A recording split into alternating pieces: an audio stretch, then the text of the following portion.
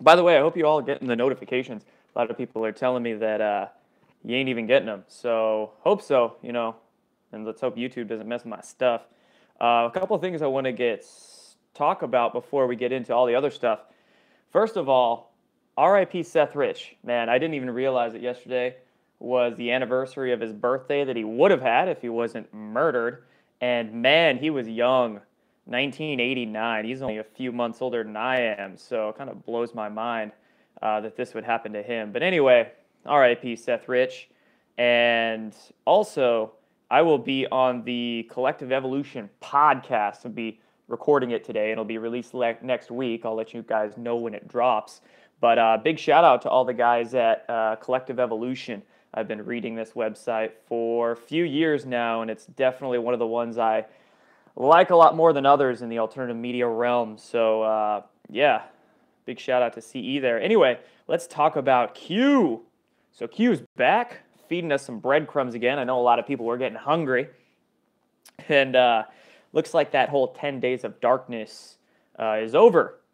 And in regards to these drops, I want to first go down here. So right here, we can confirm that this poster is actually Q because this is the 8chan administrator, and he's confirming it here. So we know that it's not a LARP with these specific posts, and there's not much to go from with these.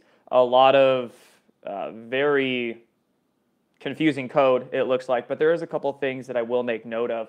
Right here, it says, who is AMB Matlock? And I presume that means Ambassador Matlock. And Ambassador Matlock, Jack Faust Matlock, was an ambassador to the Soviet Union from 1987 to 91. It looks like he's still living. Here's a cute, this website that I found, the Moscow Times. It says Reagan, Soviet teacher. And apparently he was instrumental in the assistance of the bringing the Soviet Union and America together. So I'm not too sure what other meanings this might have, but you can, of course, look into that yourself. And then also this one right here, it says, what makes a movie good? Great actors.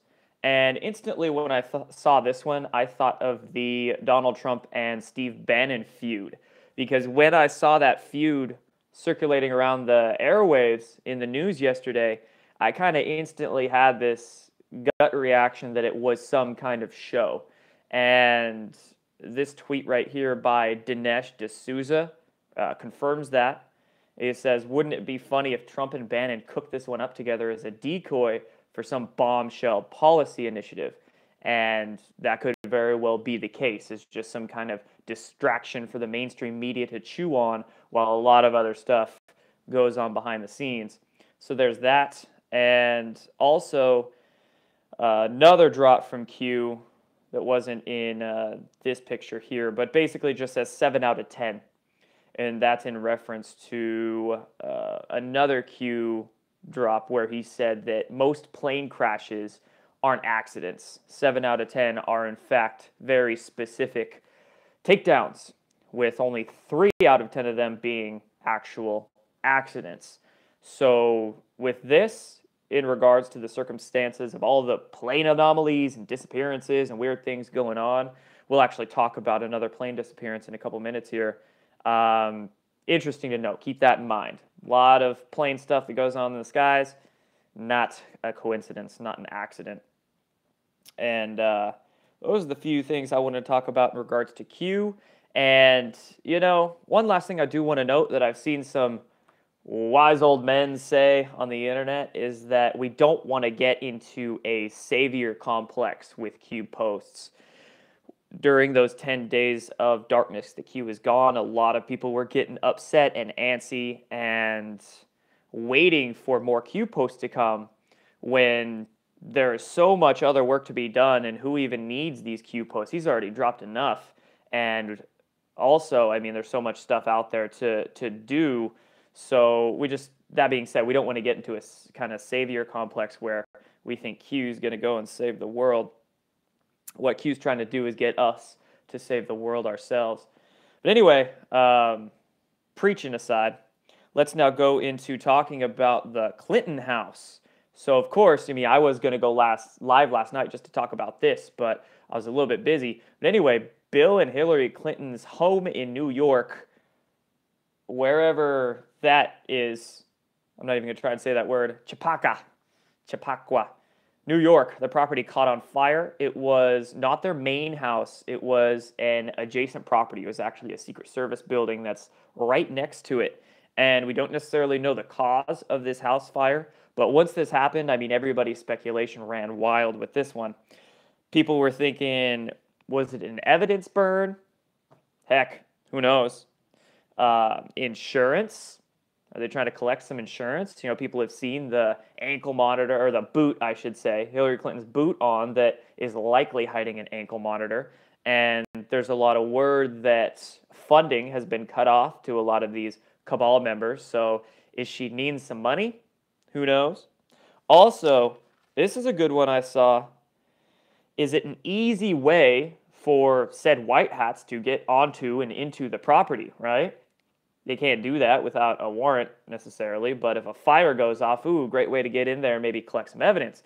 Granted, that evidence is not going to be permissible in court, but who knows? Who knows the reasoning behind this one? And interestingly enough, one of the previous Q drops was, I have it on my Twitter here. Not finding that site. Anyway, one of the previous Q drops was discussing how they're going to smoke them out. So, interesting dot to connect with that one. But, I saw this funny floating around. Somebody said, fire marshals have determined the cause of the fire, and they called it a spontaneous combustion of evidence. Ha! Anyway, they don't know what exactly causes fire. As far as I've heard, the fire cause has not been determined quite yet. But now let's talk about that plane disappearance. So we had a plane take off from Oklahoma City, and it was supposed to land in Texas, Georgetown, Texas, just a few hundred miles away. I'm going to show you a screen cap of the flight path of this. So you can see here, this is where it took off from, middle of Oklahoma, and it was supposed to land in the middle of Texas. But as you can see, it veered off course, and it went in basically a straight line for hundreds of miles, far past where it was supposed to land, and then it lost contact. They lost contact with the plane. It disappeared off radar. I've seen some news reports say that the plane had likely crashed in the Gulf of Mexico, but of course we don't know it crashed. Pilot could have just turned off the transponder there and flew to wherever, right? So in regards to that 7 out of 10, right? Maybe this was somebody trying to escape. Who knows? Plausible. Could have been this plane was taken down somewhere, but it's a very odd occurrence. And again, this in combination with all of the other weird anomalies we've seen in planes, with them having to turn back because there's a bird in the cockpit, or there's weird thumping noises, or the evacuation in an airport because of a burnt bagel or a power outage or smoke, or so many weird things, and not only in America here, but across the world. You know, I mentioned this in a video a few days ago, but over in Europe, there was a accident with a fire alarm a few days ago, about a week ago, caused an airport to be evacuated. Russia has had weird airport anomalies, so all around the world, man, all around the world. And also, all the flights going to Guantanamo. A lot of people have their eyes on flights going to and from Guantanamo Bay. Of course, there's a lot of flights that are scheduled, right? They're scheduled to go there, so some flights are naturally going to go and originate from Gitmo, but there's been a lot of odd ones with no call signs flying to and fro the area. And in regards to Guantanamo Bay, speaking of which, this article came out last August, but just came across my path, and it says here, Trump's Pentagon wants to spend almost $500 million on Guantanamo construction.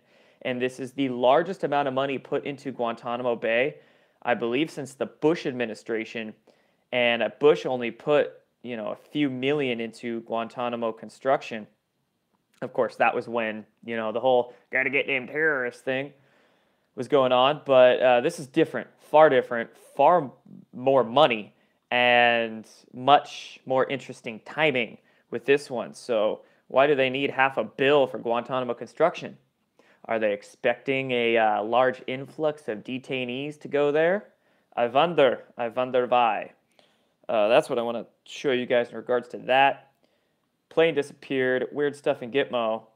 And now let's just talk into the last few things I want to show you guys. So Deputy Attorney General Rod Rosenstein and FBI Director Chris Wray made unannounced visits to House Speaker Paul Ryan's office yesterday.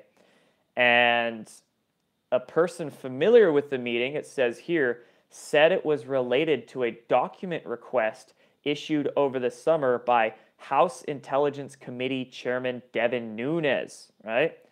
And then True Pundit then goes on to add a little bit to this story. Department of Justice's Rosenstein loses game of chicken, it says here, with Nunes. House Intelligence will get all documents and witnesses is sought from the Department of Justice. And it says here, Nunes announced late Wednesday that his panel, the House Intel Committee, appears to have reached an agreement with the Justice Department to gain access to all docs and witnesses it sought. And he actually spoke to Deputy AG Rosenstein and said that the DOJ will provide the committee all access it wants. So, interesting, right? Somebody asked if I've talked about Bannon. Yeah, I talked about Bannon. I basically just said I think it's a distraction for the media. But anyway, on to this story. And on that note, I don't take many questions during these news feeds just because I want to get this information out. I take more questions during the live chats that I do on a weekly, sometimes twice weekly basis, but I'll be doing one of those tonight, so you can check back in. Hopefully those notifications are working for you guys. But anyway, not to get distracted. So basically we have the FBI dossier looking like it's very close to being exposed for what it is. And I don't think this is a coincidence because, of course, we have, I thought I had the article up for it, but Paul Manafort. So Paul Manafort, of course, is suing the Department of Justice and Mueller over the Russia probe, basically saying that they extended outside of their authority to go after Manafort here. So that being said, is this all a very, we've got a 4D think with all this. Is this all a very articulated play to expose the dossier and to also put an end, mark this as the end of the Mueller investigation? We're going to see, right? This is all unfolding extremely rapidly. We're only into the 4th day of 2018 now, and we just have a crazy amount of stuff going on. So I'm very interested to see where this is going to head with the FBI director, Rosenstein. I don't really know too much about that guy. And of course, Paul Ryan stepping down later this year. But it looks like a lot of stuff is coming to an end. And that being said, a lot of other things are going to come to a wonderful beginning, right? So there's all that. And then last couple articles I want to show you guys. I can't click on this because, of course, the Washington Post just sucks and they won't let you read their articles. But this headline just basically says one of Hillary Clinton's supporters and his rotten political empire, and they're literally throwing David Brock under the bus, and it blows my mind. This is coming out from the Washington Post, right?